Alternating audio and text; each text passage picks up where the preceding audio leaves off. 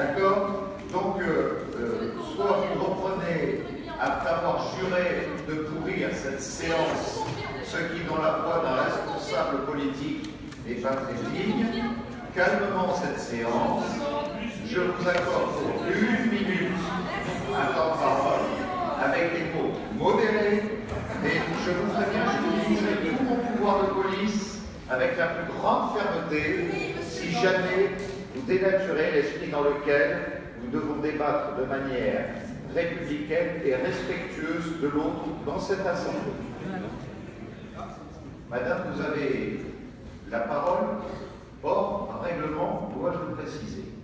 Monsieur le Républicain, en l'occurrence, je m'exprime dans le cadre du règlement et du droit coutumier dans les hémicycles qui permet de se défendre lorsque l'on est attaqué, qui permet de donner la position de vote du groupe sur cet amendement.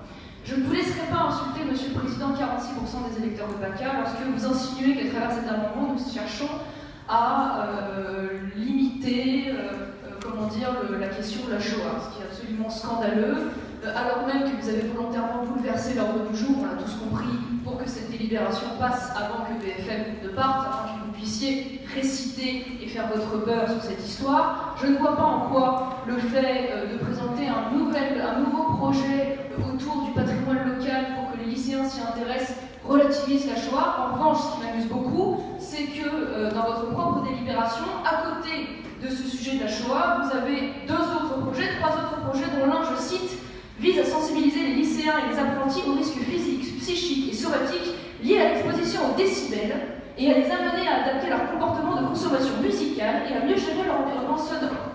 Voilà l'un des projets qui est à côté du fameux projet sur le devoir de mémoire. Donc permettez-moi quand même de considérer que votre argumentation sur le fait de relativiser est de pure mauvaise foi, vous qui êtes l'incarnation même du néant de la conscience politique, qui était chez médecin hier, ministre social aujourd'hui, qui en 6 mois est passé de Sarkozy à Fillon à Juppé et peut-être demain à Macron, je n'ai pas de sens.